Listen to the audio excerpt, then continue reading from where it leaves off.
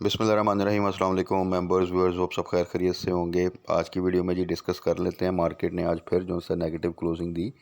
Reason उसकी यही कि कल जब आईएमएफ के साथ मुज़ाकरा दोबारा स्टार्ट हुए तो डर इसी चीज़ का था कि बजाय इसके कि वो फाइनलाइज़ करें जो हमारे प्रीवियस एक्शंस हैं, जो चीज़ें हमने मिनी बजट भी पेश कर दिया, उसके अलावा पेट्रोल प्राइसेस भी बढ़ा दी, तो उसके बाद फाइनलाइज़ करेंगे या फर्दर कोई डिमांड जो सा सामने रख देंगे। और वही किया उन्होंने कि इंटरेस्ट रेट के हवाले से जो सा वो न्यूज़ आ रही हैं कि उस तरफ से वो मज़ीद जो सा वो चाह रहे हैं कि मॉनेटरी पॉलिसी में टाइटनिंग की जाए, यानी फर्दर जो सा जिस तरह प्रीवियस जनवरी में 100 बेसिस पॉइंट जो से इंक्रीज़ किए थे स्टेट बैंक ने, तो अब शायद बात हो रही है 200 या 300 बेसिस पॉइंट फर्दर जो सा वो शायद इंक्रीज़ कर दिए जाएँ, विच इज़ ह्यूज।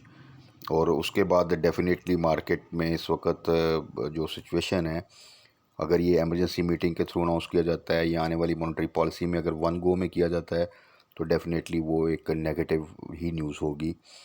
और इस वक्त जो ऑलरेडी सूरत हाल है हमारी इंडस्ट्री की, लार्ज स्केल मैन्युफैक्चरिंग की, उस वो इतने इंटरेस्टेड, यानी शायद वो 20% पे चला जाएगा जो शायद एवर हाई हो।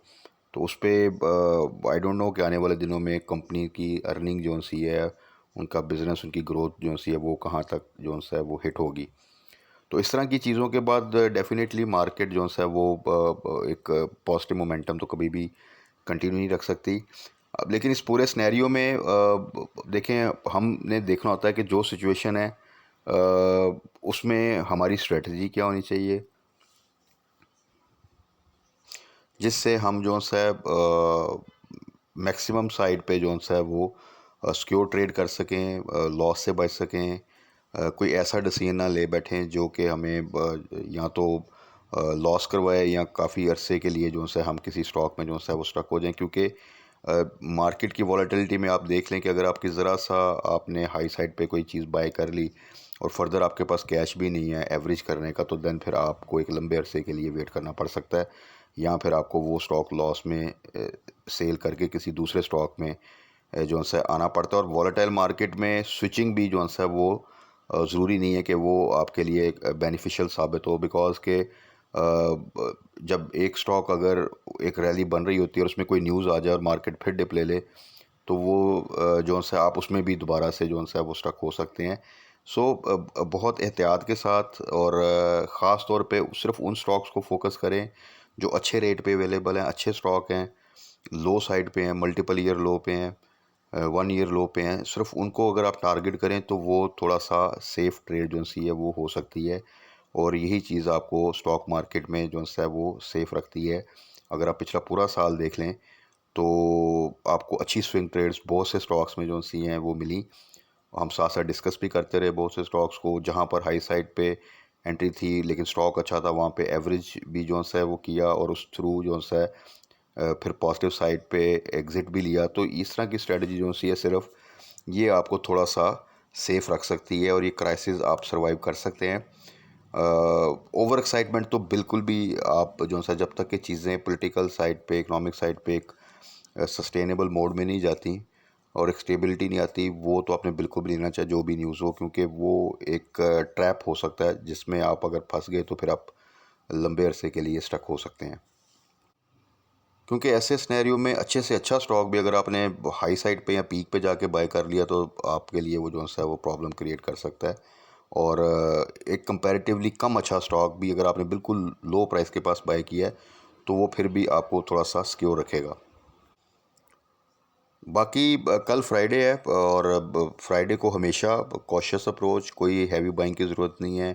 और पिछले जितना भी अरसा है अगर आप पूरा साल देख लें तो उसमें जब से ये चीज़ें चल रही है, इकोनॉमिक साइड पे, पॉलिटिकल साइड पे सिनेरियो चल रहा है, वॉलेटिलिटी चल रही है, तो फ्राइडे जो सा है वो वैसे भी आप देखें तो काफ़ी वॉलेटाइल सेशन रहता है। वॉल्यूम भी कम रहते हैं अनटिल कोई बहुत अच्छी न्यूज़ ना आ गई हो तो जिसके रिस्पांस में जो सा मार्केट थोड़ी सी रैली बना दे।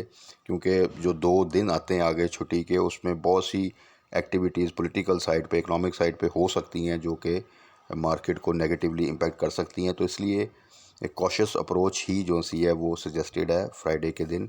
हाँ, कोई स्टॉक अगर आपको बहुत ज़बरदस्त रेट पे बिल्कुल लो प्राइस पे मिल रहा है तो वहाँ पे आप थोड़ी सी एंट्री ले सकते हैं, क्योंकि आप इस पूरे सिनेरियो में देख लें कि जो स्टॉक बिल्कुल एक लो लेवल पे जाके जहाँ पे बॉटम आउट हो रहा था वहाँ पे जाके वो फिर काफ़ी स्ट्रॉन्ग सपोर्ट जो सी दिखाता है। और अगर मार्केट में जब डिप भी आता है तो उसका डिप फिर फर्दर जो है वो काफ़ी हद तक कम होता जाता है और वहाँ से फिर जैसे रिकवरी आती है उसमें एक अच्छा बाउंस बैक मिल जाता है। तो इन्हीं स्टॉक्स को अगर आप फोकस करें, और बहुत से स्टॉक्स हम साथ साथ डिस्कस करते रहते हैं, और सबसे ज़्यादा ज़रूरी है कि उनके प्राइस लेवल डिस्कस करते रहते हैं कि जो बाइंग बनती है वो वही प्राइस लेवल्स हैं जब तक कि ये वॉलेटिलिटी रहेगी, ना कि आप हाई साइड पे बाय कर लें। तो उन्हीं चीज़ों को थोड़ा सा फोकस करें। और कल के लिए भी स्ट्रेटजी हमारी जो सी है, ये भी देखना है हमने कि अब क्योंकि इंटरेस्ट रेट बढ़ रहा है तो उसमें कौन कौन से सेक्टर जो से हैं वो ज़्यादा हिट होते हैं, तो उनको थोड़ा सा अवॉइड करें। और जो से सेक्टर्स इस इंटरेस्ट रेट के बढ़ने की वजह से उन पर कोई नेगेटिव इम्पैक्ट नहीं आता, उनको जो सा आपने टारगेट करना है। तो जैसा कि आज 329 की नेगेटिव क्लोजिंग आई, अब कल के लिए फ्राइडे जैसा कि डिस्कस किया कि ओवरऑल भी जब से ये वॉलेटिलिटी है तो फ्राइडे में कॉशियस अप्रोच रखनी है। प्लस अभी क्योंकि ये इंटरेस्ट रेट के हवाले से कोई बाइद नहीं कि किसी टाइम भी इमरजेंसी मीटिंग कॉल होकर आपको एक इमीडिएटली इंटरेस्ट रेट हाइक जो सी है वो कर दें। तो इस चीज़ को अवॉइड करने के लिए कल के लिए तो बिल्कुल जिसे कहते हैं कि आप बहुत ही कॉशियस अप्रोच के साथ कोई बाइंग करने की ज़रूरत नहीं है अनटिल अनलेस कोई स्टॉक बहुत ही लो रेट पे आपको अवेलेबल हो, वहाँ पे आप थोड़ी सी एंट्री ले सकते हैं।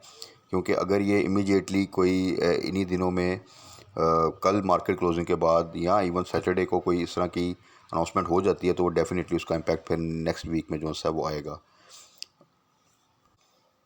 अच्छा, उसके अलावा जो सेक्टर आपने फोकस करने हैं वो वही है, सबसे टॉप प्रायोरिटी आपकी टेक्नोलॉजी सेक्टर ही होना चाहिए, क्योंकि इंटरेस्ट रेट जो इंक्रीज़ होता है इसका भी कोई बहुत ज़्यादा नेगेटिव इम्पैक्ट टेक्नोलॉजी सेक्टर पे नहीं आता।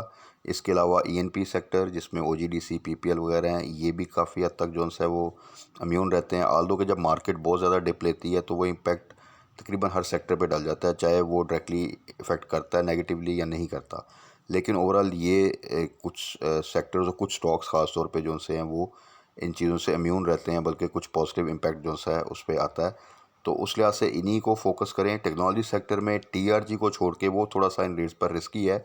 उसको बस आपने जो सी उसके एंट्री लेवल है वो 100 से नीचे ही हैं, और जिन्होंने भी वहाँ पे बाय किया 110 का स्टॉप लॉस लगा के आप उसको होल्ड करें।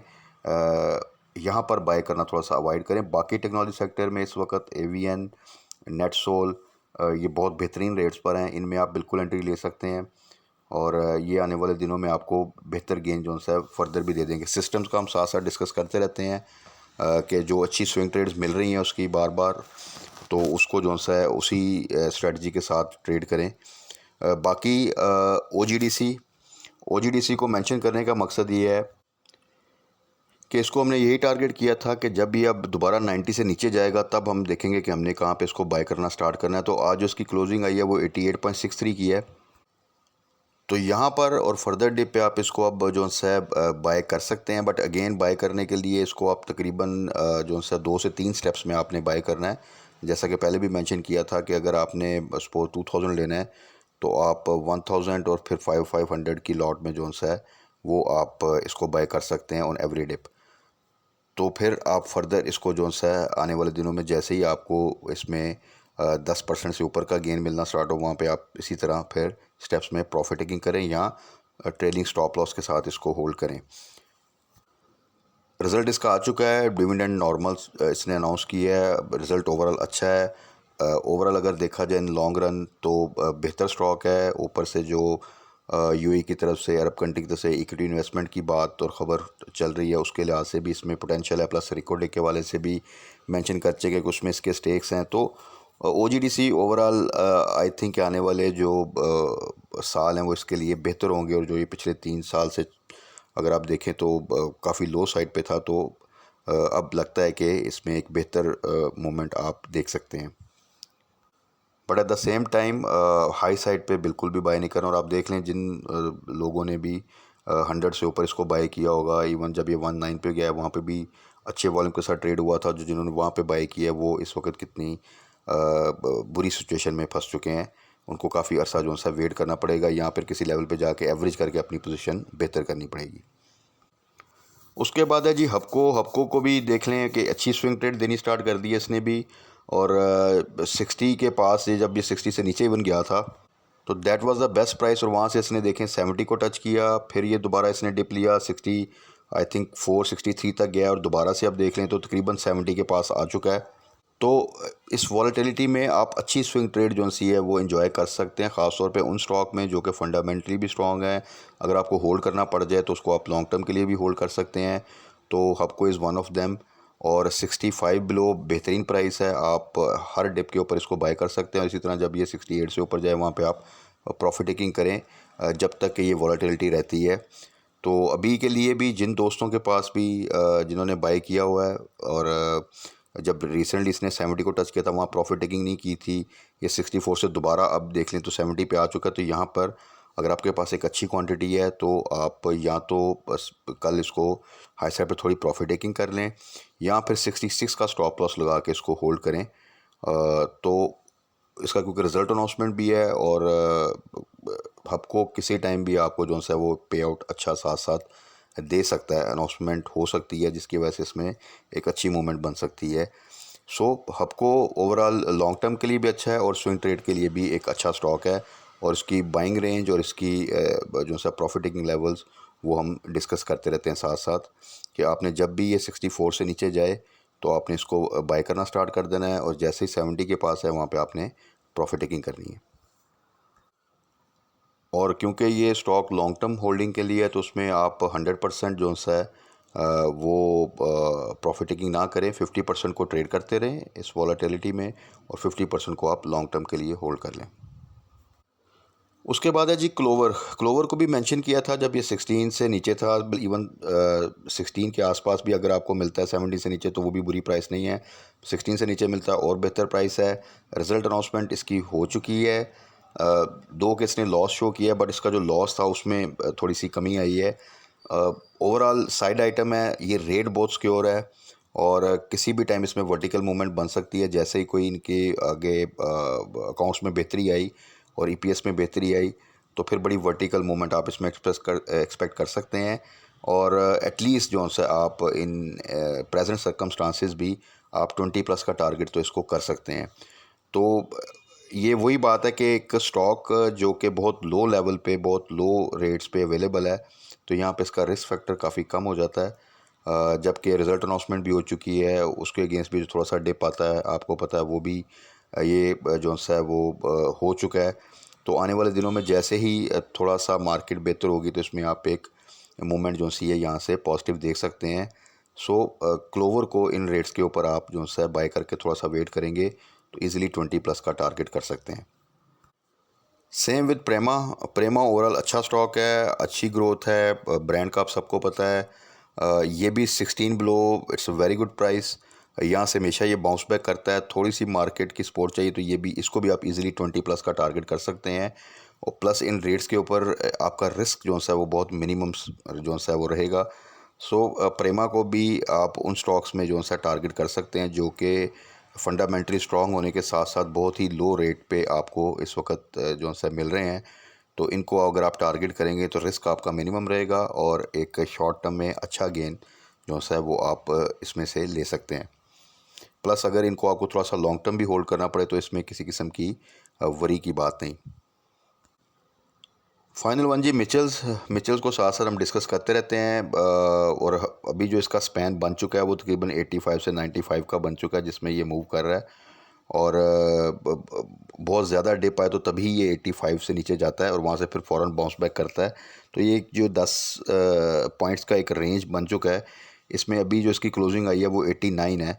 तो अगर ये जब भी अगर आपको 85 के पास या 86 से नीचे मिले तो वहाँ पे आप इसमें एंट्री ले सकते हैं या एवरेज कर सकते हैं, या अगर आपने हाई साइड पे प्रॉफिट टेकिंग किया तो बाय बैक कर सकते हैं।